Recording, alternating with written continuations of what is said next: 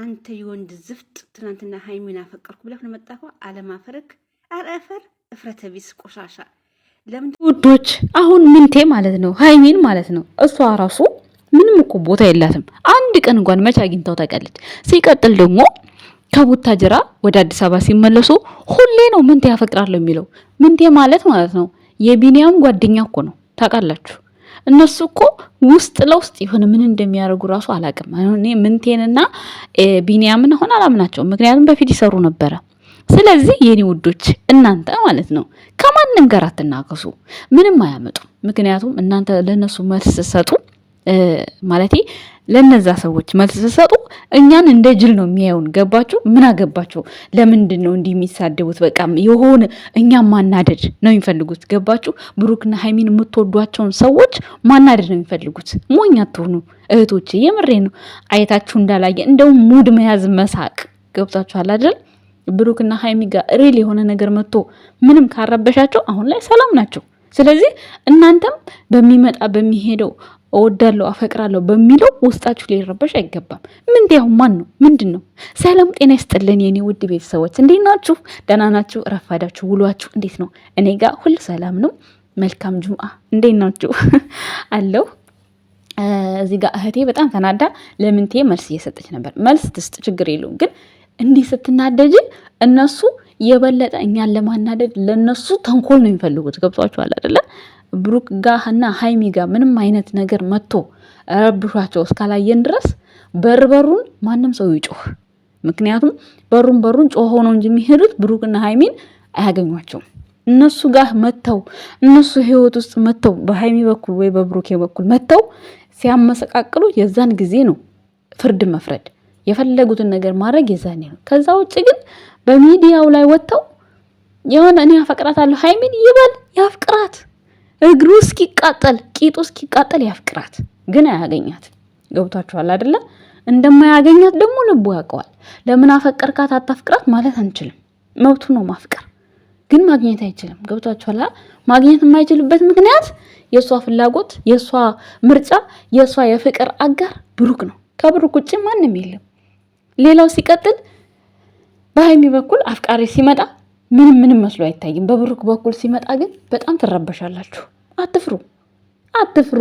ብሩክ አለማየሁ ለቃሉ ታማኝ፣ ሴት ልጅ የማይበድል፣ ለእናቱ ያለው ሬስፔክት ታውቃላችሁ። እናቱና ሚስቱ እንዲደሰቱለት ማለት ነው ብዙ ርቀት ነው የሚሄደው፣ ብዙ ርቀት። ይሄንን መቼስ በተግባር እያያችሁ ነው፣ ማውራት አይጠበቅብንም። ስለዚህ ሃይሚን ብሩክ አለማየሁ መቼም አይበድላትም።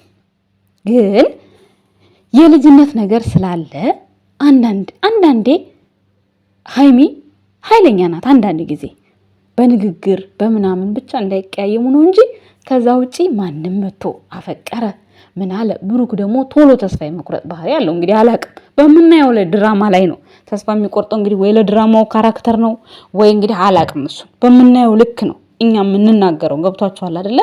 አሁን ስንትና ስንት ጊዜ ተስፋ ቆርጦ የሚመለስበት ጊዜ አለ። እሷም ሊሄድ ብላ የምትመለስበት ጊዜ አለ። ያ እንግዲህ የካራክተሩ ጉዳይ ከሆነ ሶኬ ስራ ነው ይስሩ። ሌላው ሲቀጥል ደግሞ ብሩክና ሃይሚ እይታቸው ቀንሷል። ጦርነት በተጀመረ እያላችሁ ነው ያላችሁት ቤተሰብ። ይሄ ጦርነት በተጀመረ የሚለውን ባልደግፍም እይታ ግን በጣም ቀንሷል። እይታ ታዲያ እነሱ በዩቱብ እየተዳደሩ ያላቸውን ወጭ ታውቃላችሁ።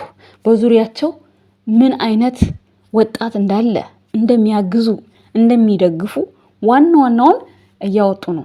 ጥቃቅን ነገሮች ደግሞ ይኖራሉ ውስጡን የሚረዷቸው የሚያግዟቸው፣ እነሱ ማያወሩት፣ እነሱ ሚዲያ ላይ ማያወጡት ሃይሚና ብሩኬ ማለት ነው። ስለዚህ ታዲያ እነዚህ ልጆች እይታቸው ሲቀንስ እንደዚህ አይነት ግርግር አይሰሩም ብለን ቁጭ እናረጋቸዋለን? አንችልም። የፈለጉትን ነገር ይስሩ። እኛ ግን ብሩክ አሳዘነን፣ ሃይሚ አሳዘነችን ምናምን ማለቃቀስ እናንተ ካላችሁበት ከስራ ዓላማችሁ ላይ መፈናቀል የለባችሁም። ምክንያቱም ስራ ነዋ። እስኪ ያስቡት 300 የገባ እይታ አለ።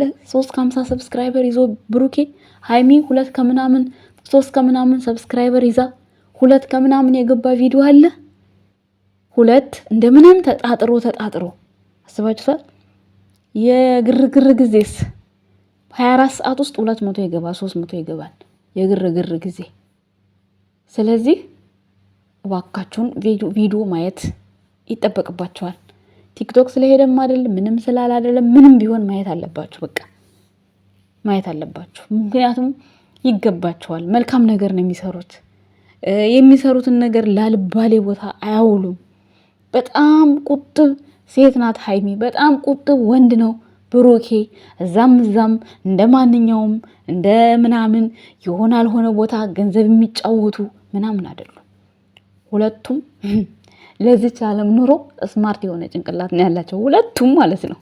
ስለዚህ የኛ ውድ ቤተሰቦች ማበረታታችሁ እንዳለ ሆኖ ጦርነቱ በተጀመረ እንዳለ ሆኖ የሚሰሩትን ቪዲዮ ይውላቸው።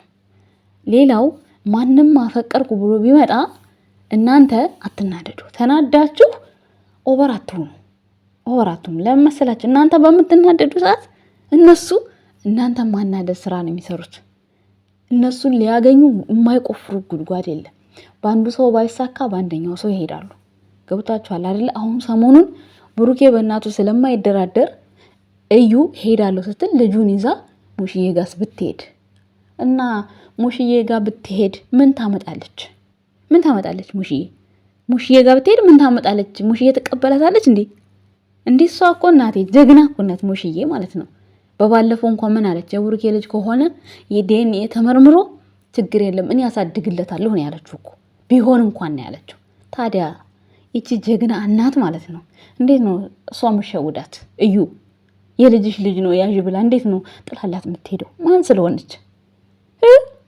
ምንም የፈለገ ነገር የዋ ብትሆንም ለልጇ ነው የዋ ሆነ ያየናት እንጂ በልጇ ላይ ደግሞ ሴራ የሚጠነስስን ሰው እንዴት እንደምትመልስ ታውቃለች ሙሽዬ ማለት ነው።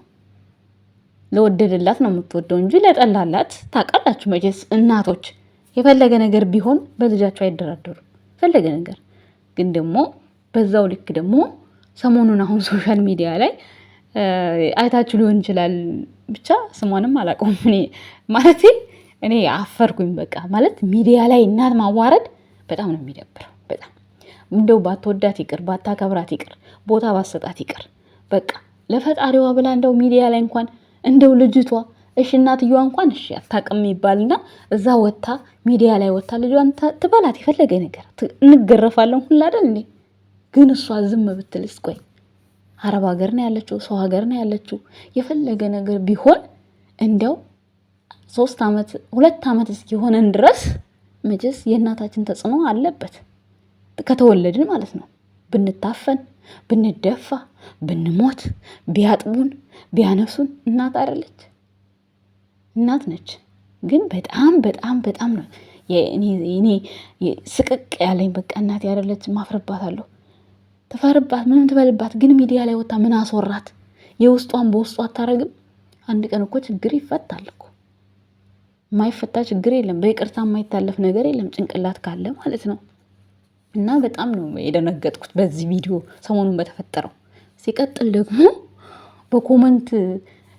ኮመንት ተደረገልኝ ብላ ራሷን ያጠፋችሁን አይታችኋል። የእሷ ላይ ታሪክ እና ሀይሚ እኮ 12,000 ከዳኒ ጋር ይዛን ሄደች ጊዜ ማለት ነው። እኛ እንኳን እኔ በቪዲዮ አስተያየት ነው የሰጠኋት፣ እኔ አሰደብኳት። ግን አረ ገስት ላይ ተቀምጦ ስንት ሰው ነው የረገጣት። ኮመንቱ የሚነበበው ኮመንት እጅ ነው የሚለው እጅ። እኔ አሁን ከሀይሚን ጋር ባገኛት እኔ አሁን ሀይሚን ማለት ነው ተሰድባሻ ላይ ምናምን የሆነ በኮመንት መጽፎት ነገር ነው። ግን አንድ ቃል እንኳን ይሄ ነው ስድብ የሰደበችሽ ብላችሁ የምታወጡት ቪዲዮ እኔ ቪዲዮ ላይ የለም። የስድብ ቪዲዮ የለም፣ አታገኙም ጭራሹንም ማለት ነው። ግን የሰራችሁ ስራ አስተያየት መስጠት ይሄ ምንም ኖርማል ነው፣ ምንም ችግር የለውም። እና በጣም ነው አንዳንድ ጊዜ ሶሻል ሚዲያ ምን አይነት ጉዳት እንዳለው ይሄን ሁሉ ግን ተቋቁሞ ሀይሚና ብሩኬ እዚች ቦታ ላይ ቆሞ በመታየታቸው ራሱ ጀግኖች ናቸው ሳስበው ማለት ነው። ያቺ የሞተችው ልጅ እንዲህ ተባልኩም ብላ ሳስበው ራሷን ማጥፋቷ በስመ አብ ወልድ። እኔ እንጃ። ፈጣሪ ይጠብቃችሁ፣ ድንግል ማርያም ከጎናችሁ ትሆን፣ ብሩክና ሀይሚ ማለት ነው። እንደነሱም ይሰደብ እንደነሱም ይረገጥ አለ ከዩቲዩበር። ኧረ የለም። አብርሃም በፊት ነበር። አሁን እንኳን እሱም ለምዶታል። ቤተሰቡም ለምዶታል።